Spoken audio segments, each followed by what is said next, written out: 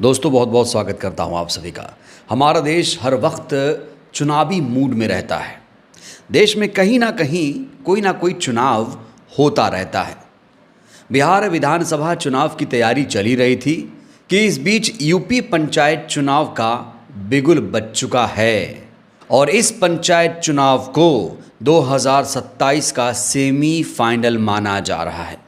Semifinal इसलिए माना जा रहा है क्योंकि यूपी विधानसभा की 2/3 सीटें ग्रामीण इलाकों में हैं और इस चुनाव की सबसे खास बात यह है कि एनडीए और इंडिया गठबंधन ने अकेले चुनाव लड़ने का फैसला लिया है। यानी जो सारी पार्टियां हैं इस बार अकेले ही अपने दम पर चुनाव लड़ेंगी और इसीलिए कहा जा रहा है कि ये बीजेपी के लिए एक बहुत बड़ा झटका है क्योंकि बीजेपी अपने दम पर अकेले कोई चुनाव नहीं जीत सकती जब तक वो सहयोगी दलों को साथ लेकर ना आए।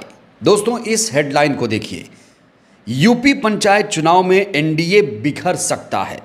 अनुप्रिया के बाद ओपी राजभर संजय निषाद की पार्टी अकेले लड़ेगी चुनाव 27 में। अब क्या होगा? ना सिर्फ अनुप्रिया पटेल, ओपी राजभर, संजय निषाद, कहा तो ये भी जा रहा है कि जो आरएलडी के जैन चौधरी हैं वो भी अकेले ही पंचायत चुनाव लड़ेंगे। अपना दल एस की अध्यक्ष अनुप्रिया पटेल जो कि एनडीए की सहयोगी हैं, उन्होंने प्रयागराज में पंचायत चुनाव अपने दम पर लड़ने का ऐलान किया। वहीं जो निषाद पार्टी के अध्यक्ष संजय निषाद हैं, सुभाषपा के राष्ट्रीय महासचिव अरुण राजभर ने भी पंचायत चुनाव अपने दम पर लड़ने का ऐलान कर दिया है। अरुण राजभर ने कहा है कि पंचायत चुनाव में गठबंधन नहीं करेंगे, इसमें पंचायत कार्यकर्ताओं को अवसर दिया जाएगा। वहीं संजय निषाद ने कहा है कि परिणाम के बाद ब्लॉक प्रमुख और जिला पंचायत अध्यक्ष का चुनाव गठबंधन में लड़ने पर विचार करेंगे। तो यहाँ पर बड़ा सवाल ये खड़ा होता है कि एनडीए के सहयोगी दल अकेले चुनाव क्यों लड़ रहे हैं? ये लोग विधानसभा में साथ रहते थे, लोकसभा में साथ थे, अब पंचायत चुनाव आया तो भाई अकेले क्यों? तो इसको लेकर बहुत सारी रिपोर्ट सामने आ रही हैं और कहा जा रहा है कि दो प्रमुख वजह हैं इसके पीछे।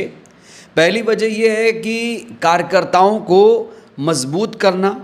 कहा जा रहा है कि अगर कार्यकर्ता मजबूत होंगे तो इसका फ़ायदा विधानसभा और लोकसभा चुनाव में होगा। अगर पंचायत चुनाव में भाजपा से गठबंधन होगा तो बड़ा शेयर भाजपा का ही होगा, लिहाजा पार्टी के सक्रिय कार्यकर्ताओं को मौका नहीं मिलेगा। इससे उसके कार्यकर्ता दूसरे पाले में चले जाएंगे। इसलिए कार्यकर्ताओं को एकजुट करने के लिए पार्टियां अलग अलग चुनाव लड़ रही हैं। इससे उनके संगठन को मजबूती मिलेगी। और इसके पीछे दूसरी जो सबसे बड़ी वजह है वो ये कि भाजपा पर दबाव डालना, ताकि अभी से बीजेपी दबाव में रहे। विधानसभा चुनाव 2027 में ज़्यादा सीटें देने का दबाव भारतीय जनता पार्टी पर बनाया जा सके, ये लोग सोच रहे हैं। राजभर जी सोच रहे हैं, अनुप्रिया पटेल सोच रही हैं, संजय निषाद सोच रहे हैं और शायद जो जैन चौधरी हैं वो भी इसी दिशा में सोच रहे हैं। लेकिन बीजेपी करेगी वही जो वो चाहेगी। इनके सोचने से कुछ होने वाला नहीं है। तो अगर ये पंचायत चुनाव अकेले लड़ेंगे तो 2027 चुनाव में 3 सिचुएशन पैदा होती हुई नज़र आ रही हैं।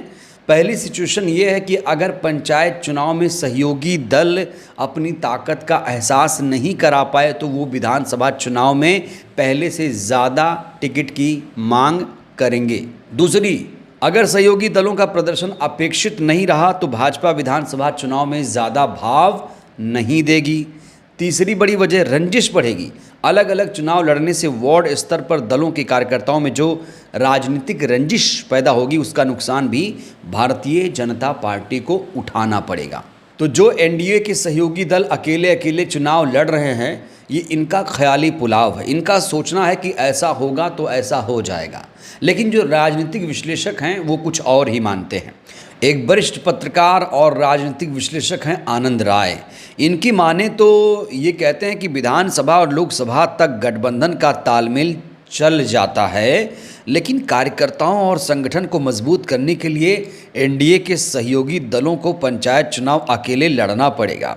छोटे दलों की ताकत आंचलिक है, यदि गठबंधन कर चुनाव लड़ेंगे तो साफ हो जाएंगे, कार्यकर्ता टूट जाएंगे, पाला बदल कर चले जाएंगे। तो दोहरी मार झेल रहे हैं जो भारतीय जनता पार्टी के सहयोगी दल हैं, वो दोहरी मार झेल रहे हैं।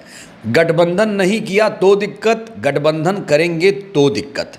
तो 2027 विधानसभा चुनाव से पहले भारतीय जनता पार्टी के तमाम जो सहयोगी दल हैं वो टूट टूट कर अलग हो रहे हैं। बीजेपी इस समय अकेले पड़ गई है। इस बीच कांग्रेस के जो अध्यक्ष हैं अजय राय, उन्होंने भी अकेले पंचायत चुनाव लड़ने का ऐलान कर दिया है। आप लोग जानते हैं कि कांग्रेस पार्टी समाजवादी पार्टी के साथ गठबंधन कर चुकी है, दोनों हमेशा साथ साथ रहे हैं। और अजय राय ने इसको लेकर बयान देते हुए कहा है कि पार्टी ग्रामीण इलाकों में पंचायत स्तर पर संगठन को मजबूत करने में जुटी है, अपने कार्यकर्ताओं को पंचायत चुनाव में अवसर देगी। कांग्रेस का फोकस विभिन्न जनपदों की पंचायत सीटों पर संगठन बढ़ाना और स्थानीय नेतृत्व को बढ़ाना है। तो जो कांग्रेस पार्टी समाजवादी पार्टी की सहयोगी दल है वो भी अब समाजवादी पार्टी से कहीं ना कहीं अलग हो गई है।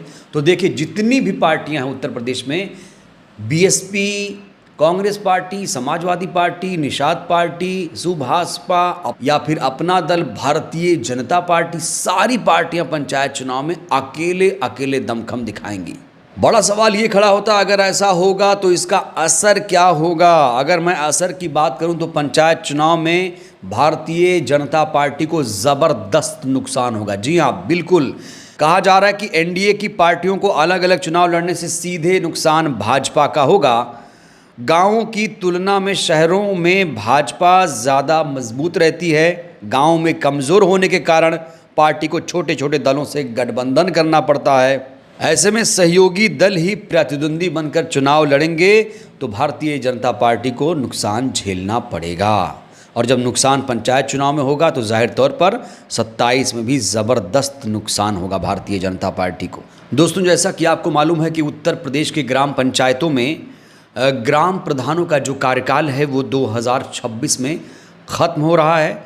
यूपी में करीब 57,691 ग्राम प्रधान, पंचायत सदस्य, क्षेत्र पंचायत सदस्य, 3200 जिला पंचायत सदस्य, 75 जिला पंचायत अध्यक्ष, 826 ब्लॉक प्रमुख के चुनाव होने वाले हैं। वहीं अगर मैं पिछले पंचायत चुनाव की बात करूं तो कहा जा रहा है कि सबसे ज़्यादा जिला पंचायत अध्यक्ष भाजपा के ही हैं। अभी 80 में से 67 ज़िलों में भाजपा के ज़िला पंचायत अध्यक्ष हैं। सपा के 5, आरएलडी और राजा भैया की पार्टी जन सत्ता दल लोकतांत्रिक के एक ज़िला पंचायत अध्यक्ष हैं। भाजपा ने 825 में से 735 क्षेत्र पंचायतों में चुनाव लड़कर 648 सीटों पर जीत दर्ज की थी। सपा ने भी क्षेत्र पंचायत अध्यक्ष चुनाव में शतक लगाने का दावा किया है। भाजपा के सहयोगी दल अपना एस निर्दलियों ने भी करीब 70 से अधिक सीटों पर कब्जा जमाया है।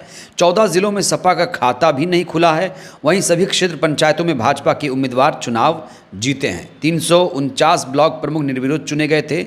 इनमें से भाजपा के 334 प्रत्याशी निर्विरोध ब्लॉक प्रमुख चुने गए थे। तो कुल मिलाकर यूपी पंचायत चुनाव इस बार बहुत ज़्यादा दिलचस्प होने वाला है। तो चुनाव से पहले ही भारतीय जनता पार्टी को बड़ा झटका लगा है। अगर पंचायत चुनाव में इसे नुकसान होता है तो 27 में भारतीय जनता पार्टी को उससे भी ज़्यादा नुकसान होगा। और आपको ये भी बता दें कि जो बीएसपी है वो भी अकेले ही चुनाव लड़ेगी। बीएसपी ने फिलहाल किसी से गठबंधन करने का फैसला नहीं लिया है। तो जिस तरीके से सभी पार्टियां अकेले अकेले पंचायत चुनाव लड़ने का निर्णय ले रही हैं, आपको क्या लगता है अकेले अकेले अगर ये लोग चुनाव लड़ेंगी तो यूपी में सबसे ज़्यादा फ़ायदा किस पार्टी को होगा? आप लोग भी अपनी प्रतिक्रिया दीजिएगा। बहुत बहुत धन्यवाद।